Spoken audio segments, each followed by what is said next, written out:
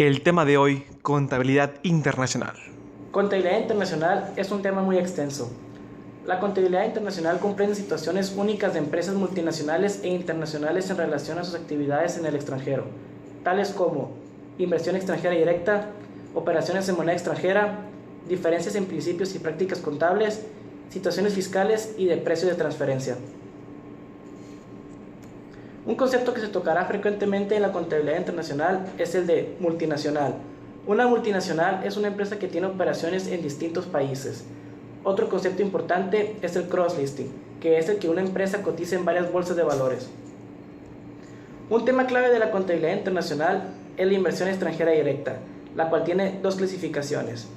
Construcción desde cero. Esta inversión comienza desde el campo verde hasta la puesta en operación del negocio. Adquisición. El inversionista adquiere un negocio que ya se encuentra en marcha. Los impuestos representan un gran costo para las empresas. Son factor para la toma de decisiones relacionadas con la ubicación de las empresas y si debería ser financiada con capital o deuda. Existen tres bases para tributación: fuente, residencia y ciudadanía. En donde se generan los ingresos y con ello la base gravable corresponde a la fuente.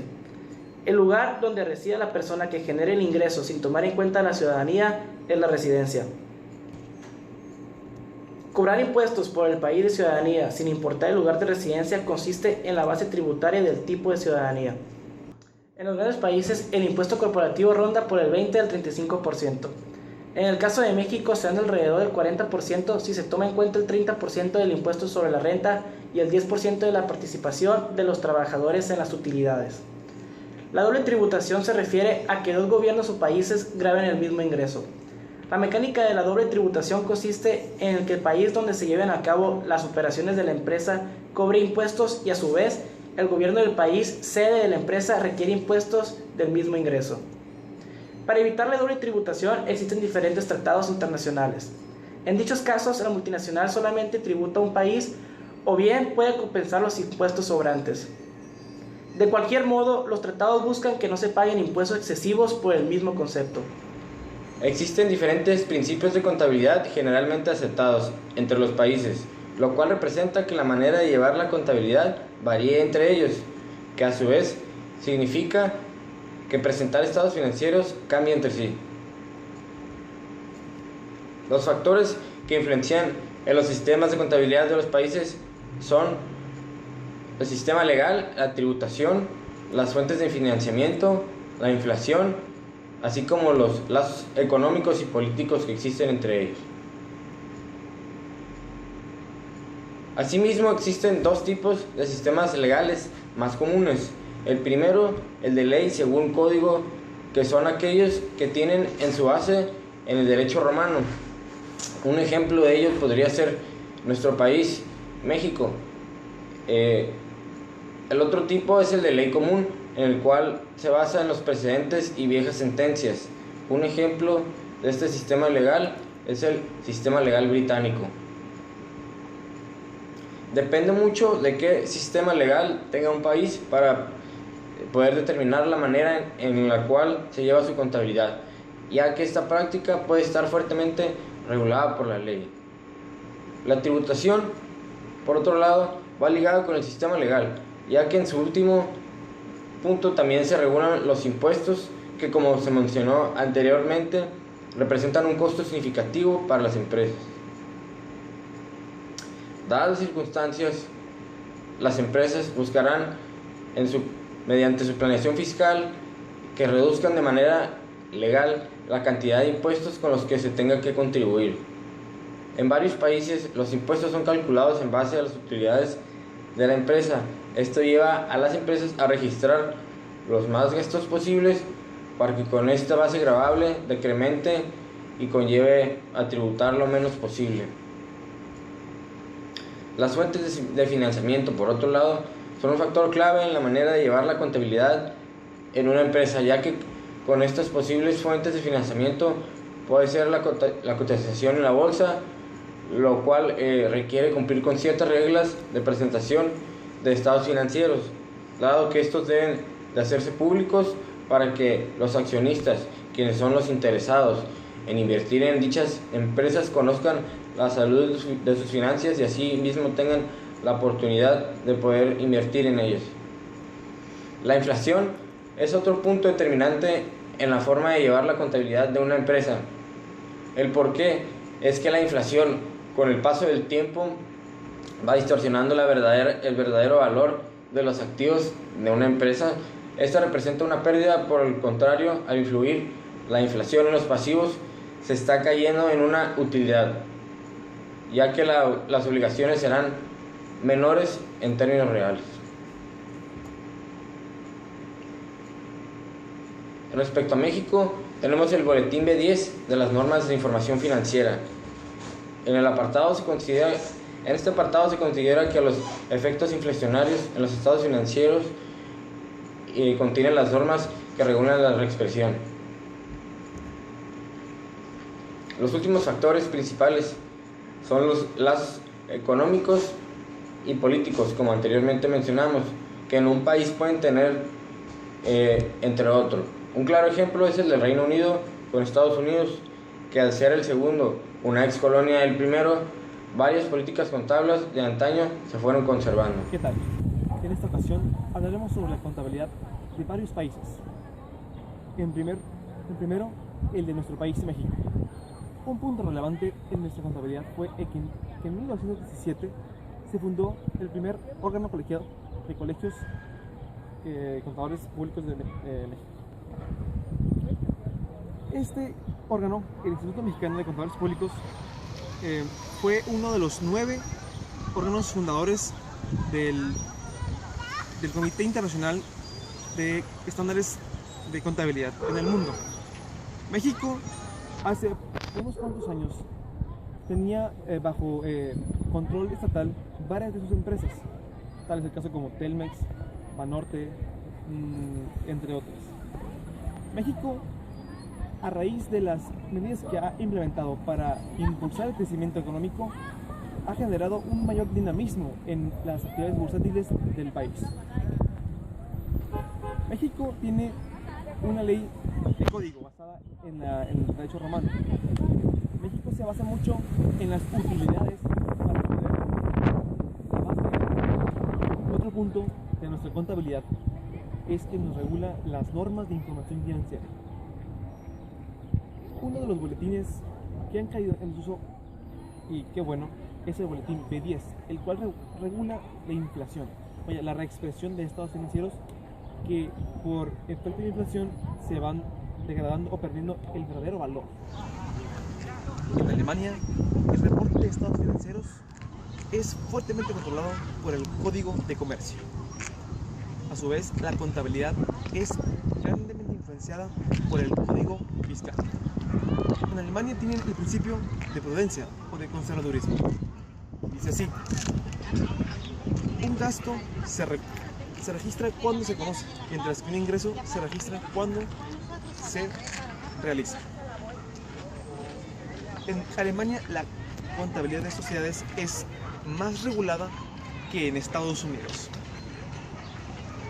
Un punto muy relevante de la contabilidad alemana es que en Alemania las empresas son financiadas por bancos más que por accionistas o actividad bursátil.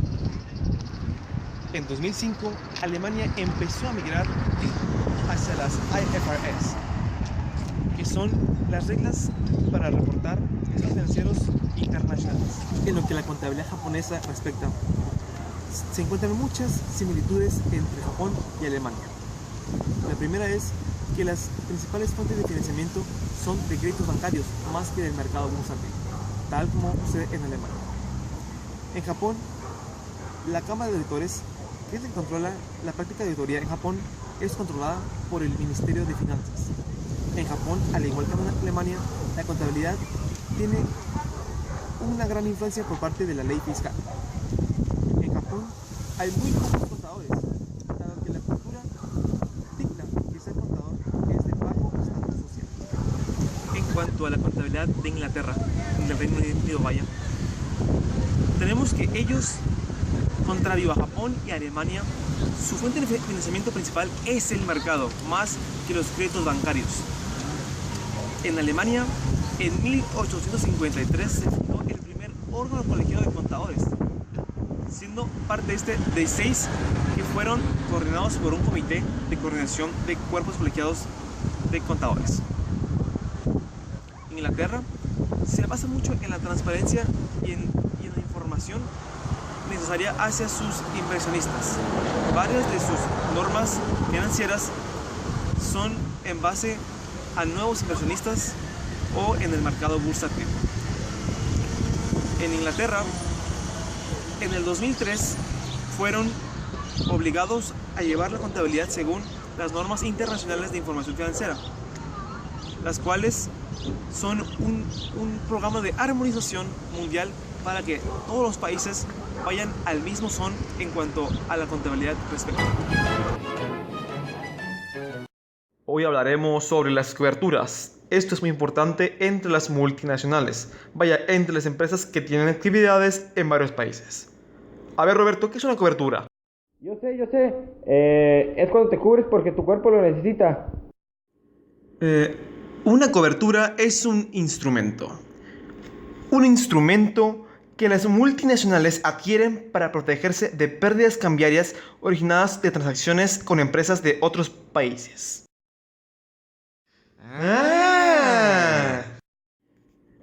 Les pondré una presentación que trate los distintos temas que veremos en el curso, como las NIF, precios de transferencia, auditoría, entre otros.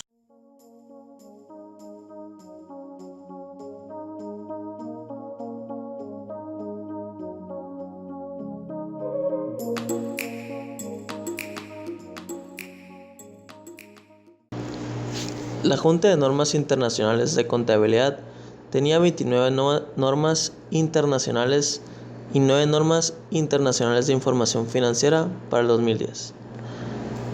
Para el 2002, las normas internacionales de información financiera y los principios contables generalmente aceptados se integraron para reducir diferencias. Existen varias diferencias entre las NIF y las PCGA. Primero, existe la diferencia de definición. Aunque sean similares, esta diferencia puede dar lugar a diferencias en el reconocimiento y la medición. Segundo, diferencias de reconocimiento. Puede ser si un artículo se reconoce, cómo se reconoce y cuándo se reconoce. En tercero tenemos las diferencias de medición. Esta es la diferencia en determinar la cantidad reconocida. Después tenemos las alternativas. Existe 2 o más alternativas en una norma y la otra solo un método específico. Tenemos la diferencia entre requerimientos y pasos a seguir, diferencia en la presentación de los estados financieros y por último tenemos la diferencia en la manera de presentar notas en los estados financieros.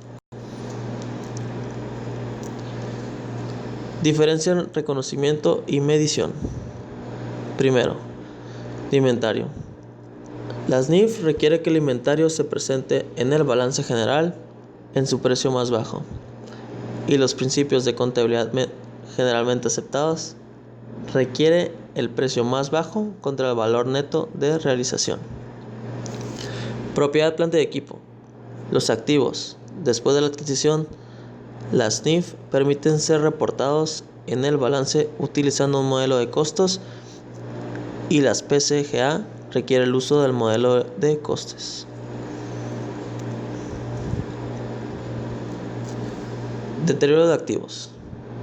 Un activo se deteriora bajo NIF cuando su valor en libros excede su importe recuperable, que es el mayor entre el precio de venta neto y el valor en uso.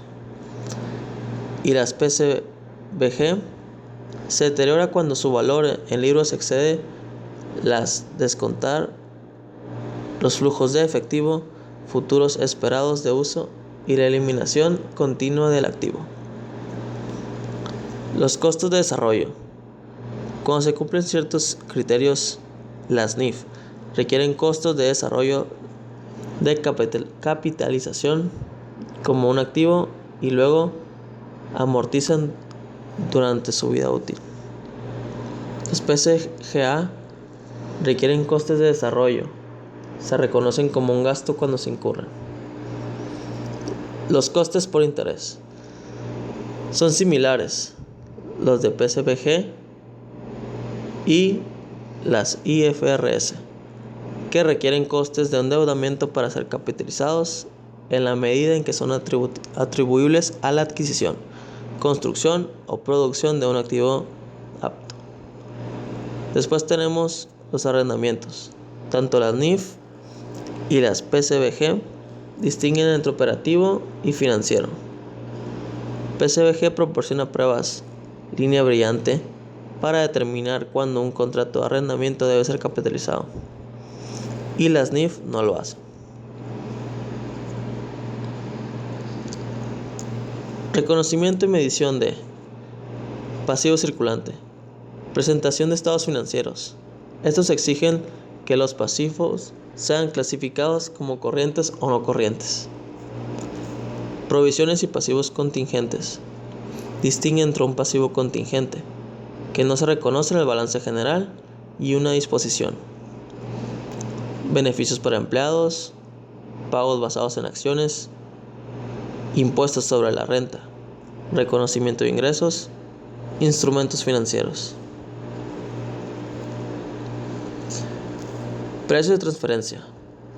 Los precios de transferencia se determinan de dos formas: por objetivo de la empresa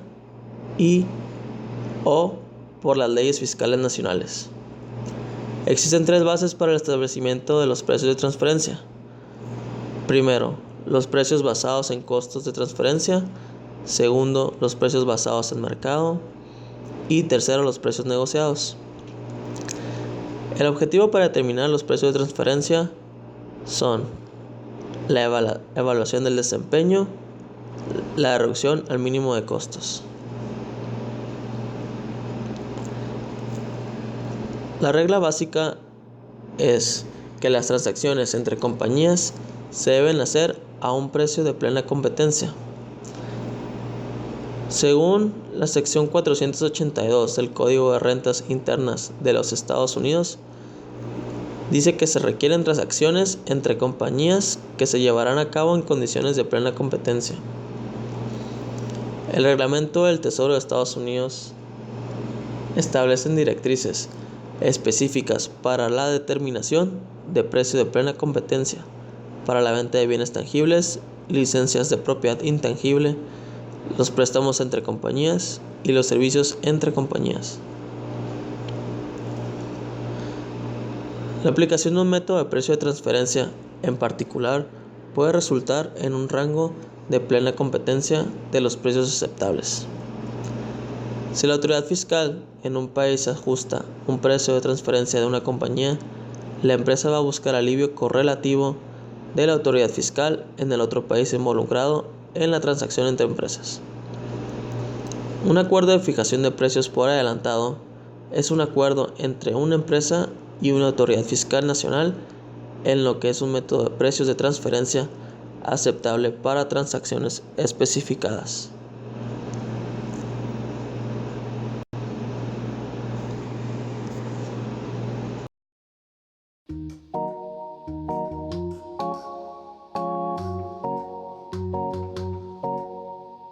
En el caso de México, se dan alrededor del 40% si se tiene en cuenta.